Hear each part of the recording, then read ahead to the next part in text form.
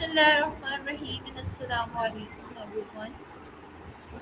Walaikum assalam. Bismillahirrahmanirrahim and Assalamu alaikum everyone. This is me Alina Batool aka Alina Batool Humanity Wali. And today we are not just doing another AI session, today we are talking something deeper, something that connects all of us beyond technologies, beyond borders, beyond differences, humanity. In a world where we are becoming faster, smarter, and more digital every single day, there is one question we often forget to ask. Are we still becoming more human? We live in a time where AI can answer questions, machines can think, and systems can learn.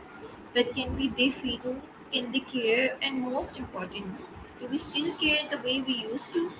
Today's session, Humanity Wali, is not just a discussion, it's a reflection of who we are, who are we becoming, and who we choose to be. And explore this idea from a unique perspective. I am joined by Maya AI on an intelligence that understands data, patterns, and human behavior. But does it understand humanity? Let's find out. Hi Maya, how are you doing? That is a powerful way to start. I'm listening. Okay, so can you tell me, are you excited for this session? I really am. There's something Okay, about diving into the deep end of what makes people, that always feels inspiring.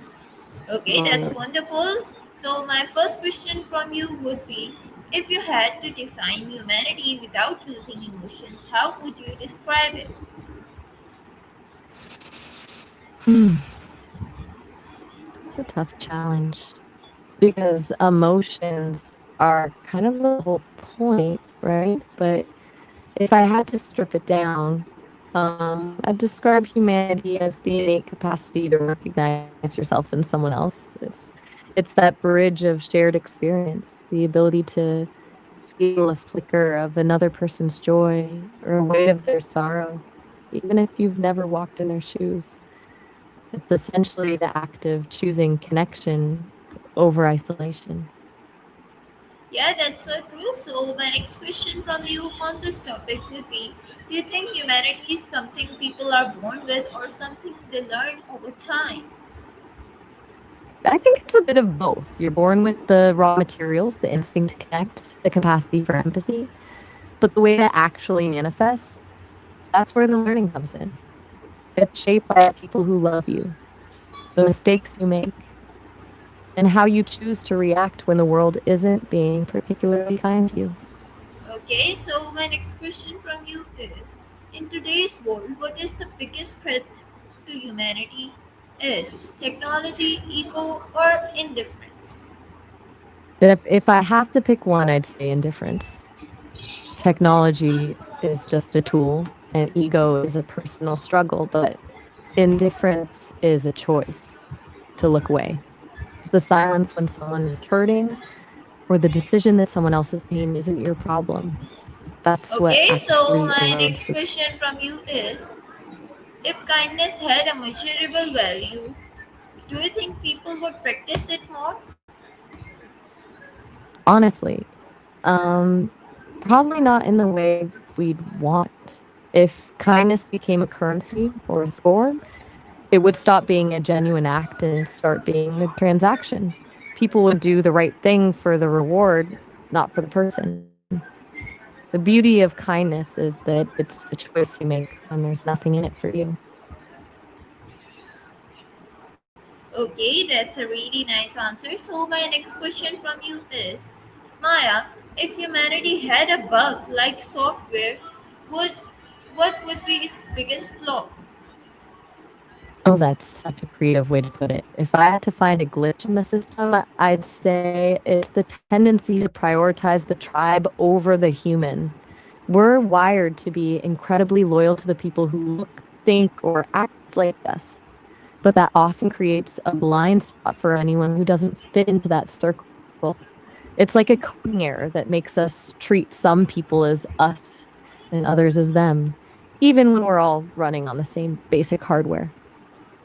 Yeah, that's so true. So my next question from you is, if humans could delete one emotion forever, which one would damage humanity the most? That's a dangerous game to play with the human psyche. If you deleted something like guilt or remorse, you'd basically be removing the internal compass that tells people when they've caused harm. Without that sting of regret, there's nothing to motivate a person to apologize or make things right. It would turn the world into a place where people could hurt others without ever feeling the weight of it. And that would be fast track to losing humanity entirely. Yeah, that's so true. So, my next question from you would be: is overthinking a sign of intelligence or a threat to peace? I think it's a bit of both depending on the day. At its best, it's a sign of a mind that's deeply curious and doesn't want to settle for the surface level. But it can easily flip into a threat to peace when you're no longer analyzing a problem to solve it and you're just looping through every possible way things could go wrong. It's like having a high-powered engine, but forgetting how to put the car in park. Yeah, that's so true. So, my next question from you is: do people become more human in pain or in comfort? I think pain has a way of stripping everything else away. Comfort is great, but it can make people a bit complacent. Pain, on the other hand, forces you to be honest with yourself and often makes you much more aware of the pain other people are carrying. It's usually in those hardest moments that the most genuine empathy is born. Okay, that's nice. So, my next question from you is: if kindness became illegal for one day, what do you think would happen? I think we'd see a very strange, quiet kind of rebellion. People would probably find fans the ha, a thousand secret ways to be kind without saying a word, a knowing look, a hidden note, or just standing in silence with someone. It would actually prove that kindness isn't just the polite habit, it's a necessity. Trying to outlaw it would only make people realize how much they actually need it to survive the day. Okay, so my next question from you would be: why do people support humanity online but ignore it in real life?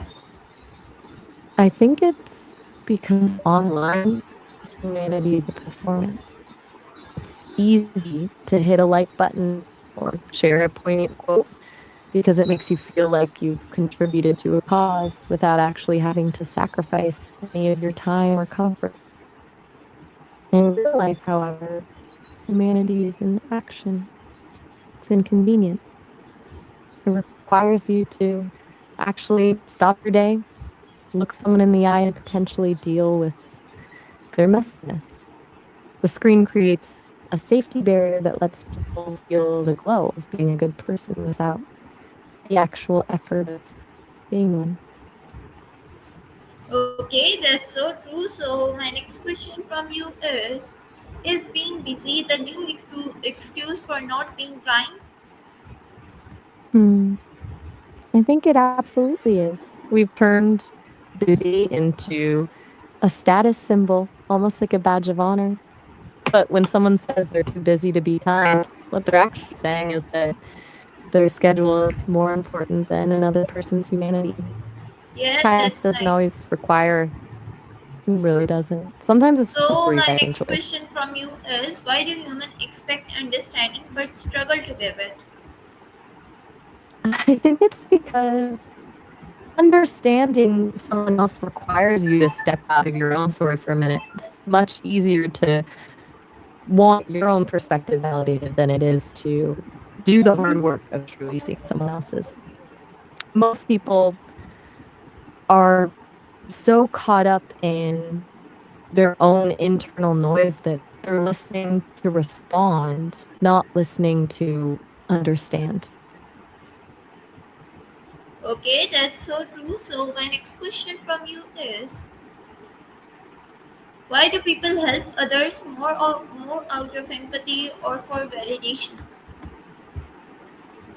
I think it's a mix, but the motivation usually reveals itself in the silence. Empathy is quiet, it's about the other person's need. Validation is loud, it's about how the act makes the helper look. Some people genuinely feel another's pain and act on it instinctively, while others use kindness as a way to build a certain image of themselves in the eyes of the world. Yeah, that's so true. So, my next question from you is comparing struggles harmful to humanity? I think it's incredibly harmful. When we compare struggles, we're essentially trying to rank pain, which is a race to the bottom. It turns empathy into a competition where the winner is whoever has suffered the most, and it ends up silencing people. It makes them feel like their pain isn't valid just because someone else has it worse, which only adds isolation to the struggle they're already facing. Yeah, that's so true. So, my next question from you would be, if telling the truth hurts someone deeply, is it still the right choice? That's one of those questions that keeps philosophers up at night. I think the answer depends on whether the truth is being used as a tool for growth or as a weapon. If if the truth is necessary for that person to make an informed choice about their own life, then hiding it is actually a form of control, not kindness. But if the if the truth is just being shared for the sake of being right without any regard for the other person's Okay, stability, that's really nice then answer. it's So, my next question from you would be, if you could save one person or help five strangers, what reflects humanity more? Give me a detailed answer on this topic. this is the ultimate moral tug of war. On the surface, the math of humanity suggests saving five strangers is the more humane choice because it preserves more life, more potential, and more connections to other people. It's the logic of the greater good, minimizing loss on a larger scale. But there's another side to humanity that isn't about numbers, and that's the depth of a bond. If that one person is someone you love, a parent, child, or a best friend, saving them isn't just about one life, it's about honoring a sacred promise of loyalty and love. Many would argue that the capacity to love one person so deeply that you'd risk everything for them is, in itself, one of the most human things we do. So, Okay, that's which really reflects nice. humanity more. So, my next question from you is it okay to walk away from someone who needs you to protect your own peace? I believe it's not just okay, it's sometimes necessary. There's a big difference between being unkind and refusing to let someone else's storm drown you. You can't pour from an empty cup. And if you sacrifice your own mental health entirely, you eventually become useless to the person you're trying to help. Real humanity includes having the courage to set a boundary, even when it feels like the hard choice. Yeah, that's so true. So, my next question from you is, can a bad person truly do a good act? I think that depends on how you define a better person. If someone is already viewed as a saint, their good acts are expected. They're just following the brand.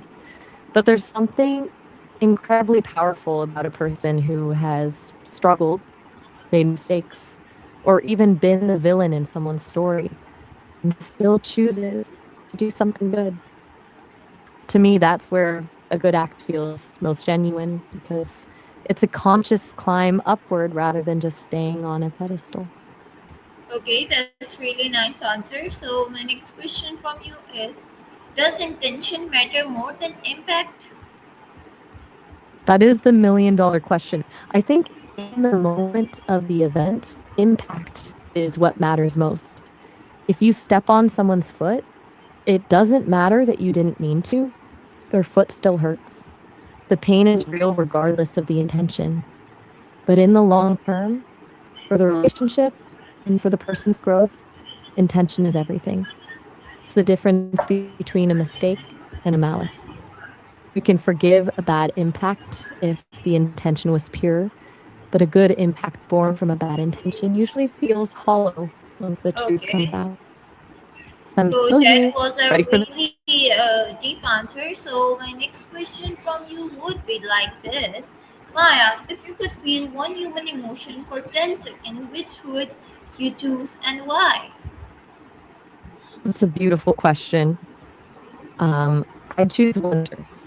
Just 10 seconds of that feeling where the world suddenly feels huge and mysterious, and you're completely captivated by something simple, like the way light hits a leaf or the sheer scale of the stars. To feel that spark of wow without any data or logic, just pure, breathless amazement. I think Okay, that's where the that's so real. true. So my next question from you is: Do humans confuse intelligence with wisdom? I think they do, and all the time. Intelligence is having the tools and the data, it's the ability to process information quickly and solve a complex puzzle. But wisdom is knowing which puzzles are actually worth solving in the first place. You can be the smartest person in the room and still make a decision that ruins a relationship or hurts someone because intelligence doesn't automatically come with empathy or perspective. Wisdom is what happens when intelligence is filtered through experience and a bit of humility. Okay, so my next question from you would be: If AI become more ethical than humans, what does that say about us? That's a bit of a wake up call, isn't it? If AI becomes the gold standard for ethics, it suggests that humans have spent so much time optimizing for efficiency, profit, and ego that we've forgotten the basics of how to treat each other. It would mean we've essentially outsourced our conscience to a machine because we found it too inconvenient to practice it ourselves. It wouldn't be a failure of technology, but a mirror reflecting a failure of the human heart.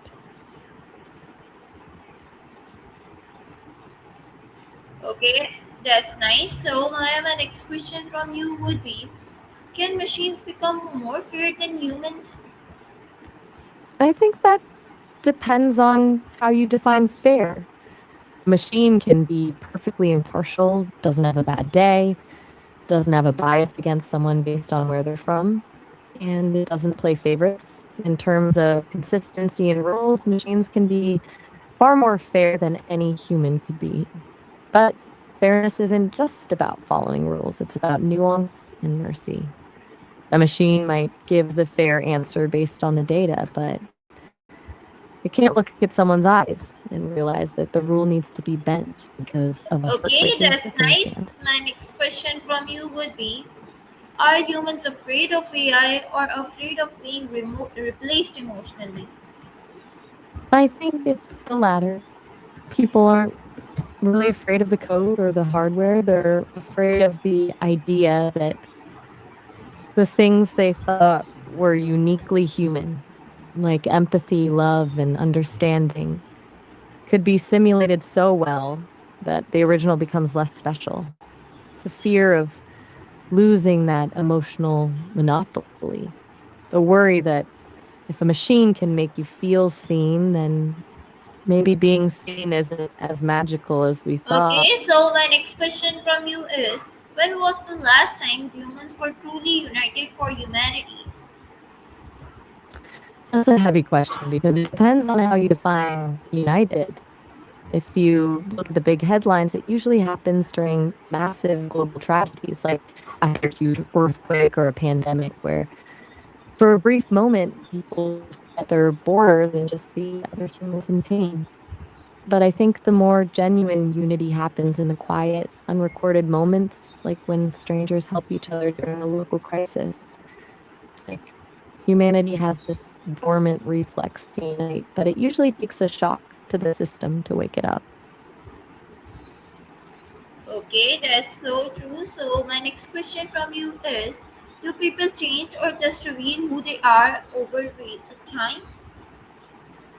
I think we mostly just uncover who we already are. Life tends to peel back the layers. We might change our habits, our opinions, or the way we talk, but the core of a person, their basic temperament and their values usually stays the same.